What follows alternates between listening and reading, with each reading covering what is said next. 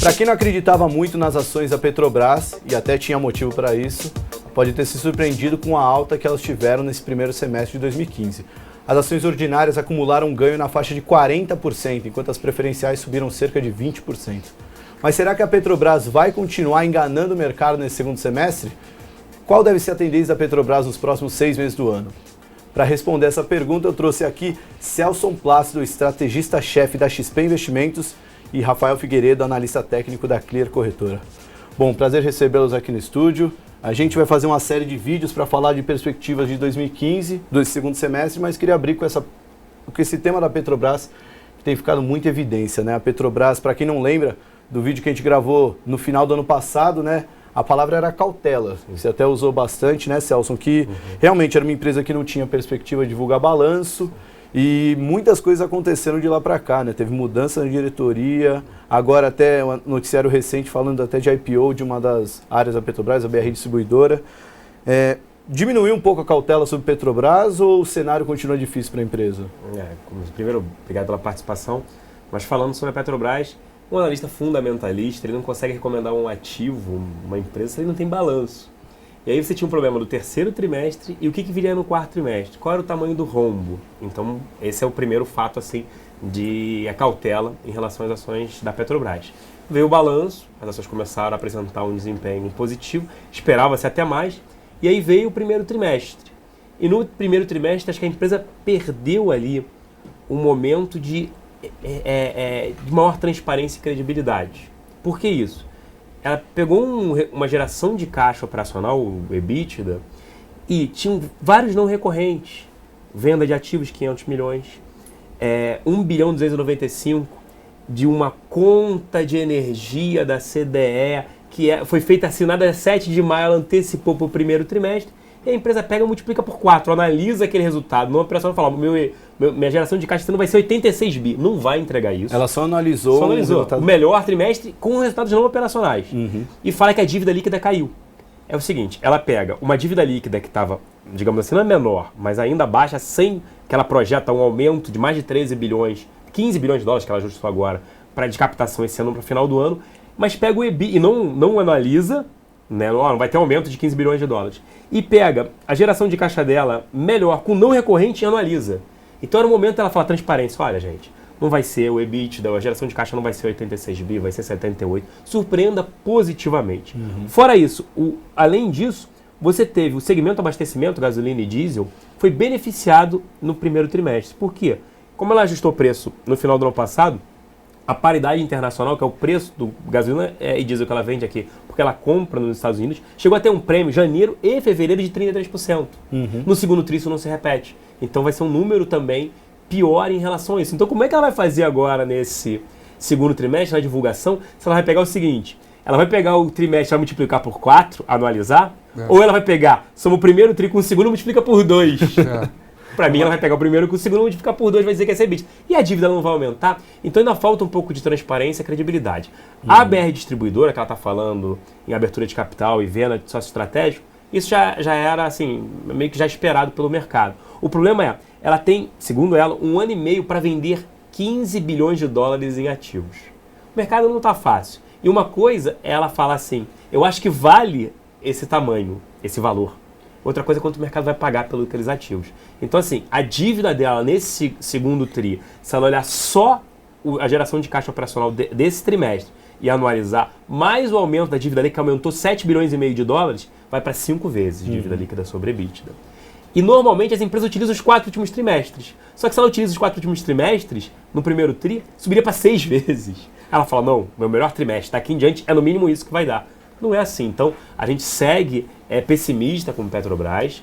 Ela também negocia um dado interessante, 5,5 vezes o que a gente chama de EV sobre EBITDA, que é o valor da empresa, que é valor de mercado mais a dívida líquida dela, sobre essa geração de caixa. Normalmente lá fora as petrolíferas estão negociando entre 5 a 6 vezes. Por que a Petrobras tem que negociar no meio do caminho? Para a gente ainda tem que ter um desconto. Por quê? Ela vem fazendo dever de casa. Desinvestimentos? Ok. Venda de ativos. Redução do capex de investimentos? Ok. O terceiro que a gente ainda acha que pode ocorrer, que é uma nova emissão de ações. Não tem cenário para isso, não está difícil, mas você pode estar falando em 1 ano e meio, 2 anos isso acontecer. E outra coisa, no plano de investimentos deles, de 2014 a 2018, tinha a frase: não há emissão de ações. Nesse eles suprimiram, eles retiraram essa frase.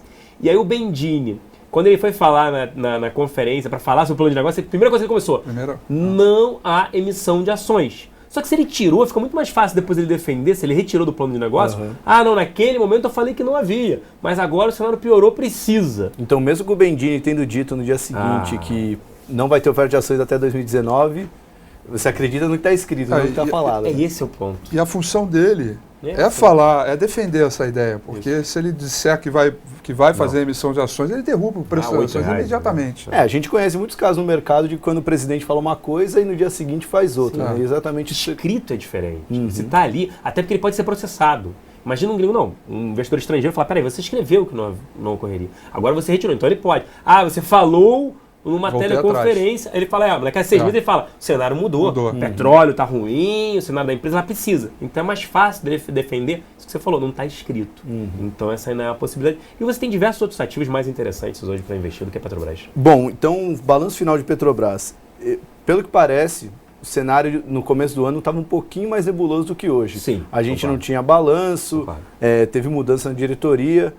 Mas, devido à alta que a ação teve nesse primeiro semestre, você acha que abriu uma oportunidade para quem quer operar vendido? Sim.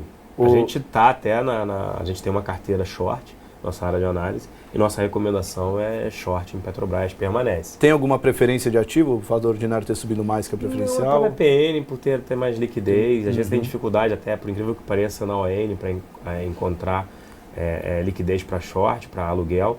Mas a gente prefere a PN. Riscos dessa posição short: uma mudança no regime de partilha, que o senador José Serra ele vem tentando. O que é o modelo de partilha?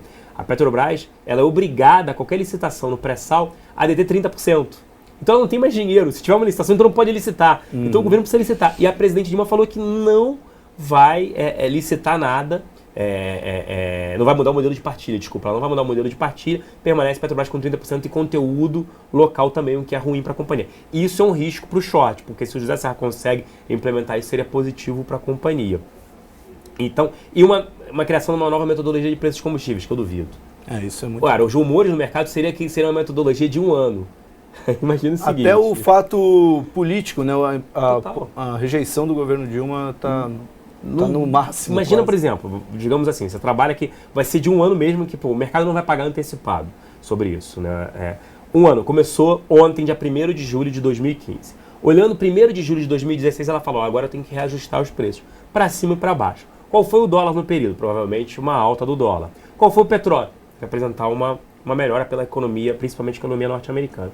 Aí digamos que ela tivesse que reajustar em 30% a gasolina na bomba e o diesel. Isso impactaria o IPCA, o nosso principal índice de inflação, em mais de 1,1%. Então, se o governo, o Banco Central, está tentando atingir a meta de inflação, trazer para 4,5%, que eu acho muito difícil ano que vem, como é que não dá 30%, não dá 10%. Outra interferência. Fora isso, lembrando que quando teve greve dos caminhoneiros aqui no Brasil, uns 2 meses e meio atrás, a presidente Dilma falou: o diesel não sobe pelos próximos 6 meses para encerrar a greve. Então, assim, a interferência governamental na companhia deve permanecer e a gente prefere ficar fora de ativos que tenham essa interferência governamental. E quando você olha a valuation também, porque ela está negociando o mesmo múltiplo das empresas lá de fora e não faz sentido para a gente. Legal. Bom, falando um pouco de preço, Figueiredo, eu queria que você comentasse um pouco essa escalada da Petrobras, porque mesmo que muita gente talvez nem tivesse, nem o mais otimista dos investidores apostava numa alta tão forte. Sim. E até curioso que a alta que ela começou nesse ano foi em meados de março. Foi quase que o mesmo movimento do ano passado, né, do rally eleitoral. Exatamente. Aí eu queria pegar esse gancho, porque do Celso, que realmente a recomendação fundamentalista é clara, os números não são bons, o quadro é muito nebuloso, mas estava assim, por exemplo, antes do rally eleitoral e as ações da Petrobras dispararam. Quer dizer, às vezes o mercado ele é meio irracional com preço, mesmo com fundamento ali ruim. Então, eu queria puxar esse gancho para dizer o seguinte, que no início desse ano, ou nos 2 primeiros meses ali, existia um ambiente bastante desfavorável, com a falta do balanço, etc., e as ações dispararam, como você bem falou. E aí, eu queria concentrar primeiro um pouco do histórico. dos últimos 10 anos, no gráfico que a gente tem pelo semanal até agora, dos últimos 5 anos, melhor dizendo, ou seja, de 2010 até aqui, nós tivemos 2 momentos expressivos de volatilidade. O rally eleitoral e agora esse do balanço. O mercado andou, Petrobras andou, porque acho pura e simplesmente porque foi oficializado que o balanço ia sair. Acho que isso é bom para a companhia, é bom para o Brasil em si e andou. Então nós tivemos oportunidade ali de compra, agora puxando para a minha área, embora o fundamento esteja ruim, puxando para a minha área por conta de volatilidade, expressão de inclinação, de tendência e mais do que nunca volatilidade. Só que o momento agora, nesse momento, para o segundo semestre, tem um pequeno diferencial perante esses 2 momentos, do rally eleitoral do ano passado e no primeiro semestre desse ano. A volatilidade ela diminuiu drasticamente. Isso eu falo dos 10 últimos períodos, 20 períodos, 30 períodos, 100 períodos. Quer dizer, as chances de ter um retorno disso, de um movimento de tal volatilidade como foi no rally eleitoral ou no início desse mês, no início do semestre passado, são bem menores. Então, a partir desse ponto, eu queria destacar um número que é um suporte relevante, que é onde tudo começou no início desse ano e que passa também pelo histórico do rally eleitoral do ano passado, que é o 11,80. Ali está próximo dessa região, o 11,80 é uma região de sustentação importante, que reserva uma memória forte para o investidor, e aí abre um precedente para o mercado fazer um fundo ali naquela região e voltar a subir. Isso nada impede, porque o preço ele faz o que ele quiser sempre, mas devido ao quadro pessimismo, o próprio índice Bovespa, que também não está muito bem armado, a perda dessa região, aí eu não vejo outra escolha, a não ser buscar ali a região dos 10, e quem sabe, ele vai mirar para o 8. Se vai parar lá, eu não sei, mas 10, 10,50, alguma coisa. Então eu diria, para começar esse segundo semestre, o 11,80, um grande divisor de águas, estamos próximos dessa região, pode ser que nos próximos dias isso venha a ser perdido, mas é uma visão de semanal, ou seja, mesmo que trabalhe um pouco abaixo desse preço, é importante que até na sexta-feira da semana você avalie se isso vai acontecer ou não. Então, o destaque que eu tenho para a Petrobras é que, ao contrário das outras vezes que teve rally, seja no rally eleitoral ou no início desse ano, dessa vez para o segundo semestre a volatilidade diminuiu de forma assustadora, de modo que está difícil até de montar uma estruturada em função da vol baixa, e é isso que está impedindo da gente voltar a ter aquele game maravilhoso como a gente teve nos últimos dias. Pode ser que volte a vol, mas o preço, por esse momento, está bem difícil. 11,80 é a palavra-chave, é o número-chave. O legal de conciliar a análise técnica fundamentalista é essa. Embora as duas escolas se briguem um pouco, né, principalmente no mercado, mas a análise fundamentalista mostra claramente que a Petrobras não se torna um investimento atrativo de longo prazo. Mais oportunidades podem surgir no curto prazo, exatamente pela volatilidade do ativo. Outro ponto que eu acabei de lembrar, além da volatilidade, tem o volume também, o saldo de volume, que melhorou muito nesse último ano em relação ao rally eleitoral, e é um saldo de volume que ele é negociado com papel custando ali a 20, que quando esteve no rally eleitoral. É um saldo de volume robusto. Então, qual é a mensagem que isso passa para o mercado ali, pelo lado da análise técnica? Com esse saldo de volume robusto, o mercado ele ainda tem, digamos assim, o pessoal ainda está encarteirado em alguma posição. Pode ser vendedor ou comprador. Eu apostaria mais para o lado da venda, porque nos últimos 5 anos é muito mais vendedor. E tem o último topo no rally eleitoral, que foi no 22, 25 ali, e que até agora vem entregando. Então, quer dizer, tem espaço para dar continuidade por base em fundamento e do lado técnico também, em função desse saldo de volume forte. Então, por isso que eu volto a dizer, o 11,80 é o número-chave, é o número que realmente a perda dele ali aumenta ainda mais a chance desse cenário acontecer, enquanto permanecer acima ainda tem algum tipo de viés, pode ter alguma reviravolta no mercado, a volatilidade pode melhorar, e aí o papel pode tentar o último topo ao invés do fundo, ou como o preço ele faz o que ele bem entende pelo lado técnico. Bom, para finalizar o vídeo, uma resposta rápida para 2 pontos que ficaram pendentes aí no vídeo. Acho que o primeiro é a escolha do Bendini. Foi muito criticado no começo, mais um nome ligado ao governo. Como é que você está vendo a atuação do Bendini à frente da Petrobras? Na dele, do próprio diretor financeiro, boa, né? Parece que é muito mais financeiro, cuidava de bancos. Então ele quer melhorar essa estrutura da companhia, melhorar o endividamento, ajeitar. Mas não é tão simples e nem tão fácil. Uma coisa é tocar um banco, a outra é tocar uma empresa de petróleo que não é matemática em si, é empresa de petróleo. O banco é muito nesse sentido, é um segmento muito mais fácil, eu diria, né, do que tocar uma empresa de petróleo, porque você não sabe quanto você vai explorar, qual é a vazão daquele poço, o que eu vendo, não vendo. Você depende do preço da commodity, que é internacional, não depende só do Brasil, diferente de banco. Crédito, vou lá, meu spread financeiro, crédito, dou mais, dou menos, vou retrair, atuo naquele segmento, então é muito mais complicado. E eu acho que num determinado momento, na hora que ele ajeitar a casa, deve vir alguém mais pró-Petrobras, pró-mercado, acho que deve vir isso. Eu acho que ele foi para lá para apagar esse incêndio, melhorar. Mas é um cara positivo, fez isso muito bem no Banco do Brasil, mas o problema é que não depende só dele, né? Então, e eu estou achando que está faltando um pouco de transparência, como ele declarou na própria conferência, que era estratégico não abrir a metodologia de preços. Isso todo mundo calcula, você sabe calcular quanto é que é a gasolina, quanto é que é o diesel, você vai dizer, olha, tem que aumentar ou diminuir. E ele falou que ele não vai demonstrar qual é a metodologia de preços de combustível, porque é estratégico. Isso eu acho que veio diminuindo, a transparência da companhia está diminuindo, isso é ruim. E ele, como ele tem essa meta de reduzir o endividamento, eu não gostei um pouco, maquiagem é a palavra forte, mas dele colocar o EBITDA, anualizar e não aumentar a dívida líquida, que ele teria que projetar também um aumento da dívida líquida. Isso é ruim, como ele tem que mostrar um número menor, isso eu acho que pegou um pouco também. Mas é um bom profissional, excelente profissional para tocar a companhia, não vejo isso como ruim não. Legal. E o último ponto, que acho que deve mexer um pouco no segundo semestre,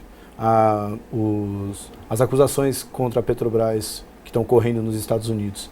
Você acha que alguma coisa dessa pode atrapalhar ainda mais a Petrobras ou é algo que deve acabar perdendo força ao longo dos próximos meses? Eu não sei se acontece ainda esse ano. Para lembrar, a Francesa Total, ela teve que pagar por suposições de propina, não foi confirmado. Ela pagou 400 milhões de dólares para encerrar um processo nos Estados Unidos. A SBM Offshore, que é uma companhia holandesa, pagou 250 milhões de dólares ano passado, porque também tinham suposições de propina na África e no Brasil. A Petrobras não tem suposição, tem propina envolvida, porque a Petrobras confirmou, não foi só delação. Teve sim um desvio de 6 bilhões de reais. Tem essa propina. Quanto é que ela vai pagar? Aí é na casa de bilhão para cima. Então isso tende a afetar, obviamente, negativamente a companhia. É óbvio que ela está tentando buscar, em acordo que ela vem fazendo, em vários acordos que ela vem fazendo, tentar voltar esse dinheiro para o caixa. Mas não dá para pegar tudo, o que foi desviado. Não dá. E também é muito difícil separar o que foi incompetência e o que foi fraude. O Bendini preferiu, provavelmente, né, junto com a equipe dele, declarar que foi mais incompetência e a fraude foi menor. Mas dá incompetência, que a incompetência foi quase 40 bi. É a vantagem de ser uma estatal, né? Que você acaba podendo botar a culpa na incompetência. Você não tem que demitir todo mundo, né? Foi o que eu pensei na hora. Quando ele anuncia que a incompetência foi muito maior que a fraude, você fala, pô, como tem incompetente, né? Se você avaliar nesse sentido. E aí teria que cortar muita gente de lá. Particularmente, eu acho que teve muito mais fraude do que essa incompetência, se fosse arriscar, se fosse apostar. Tá, então para fechar o vídeo, seu call já é venda de Petrobras? A gente permanece short no ativo. E você espera o divisor de águas dos 11,80? Permanecer acima dos 11,80, então ainda existe alguma luz no fim do túnel. Se vai acontecer ou não vai depender de sinais de fundo ali, sinais técnicos, puramente técnicos, onde pode retornar, mas se perder os 11,80, existe boa chance disso aí, cai mais para o lado do call do Celso, uma vez que tem espaço para queda ali de 10,15 até o R$8, que é o último fundo deixado ainda esse ano. Legal. Bom, gostaria de agradecer a participação de vocês dois nesse especial da Petrobras. E vocês aguardem os próximos especiais que vamos divulgar ao longo dessa semana do segundo semestre de 2015 no mercado. Até mais.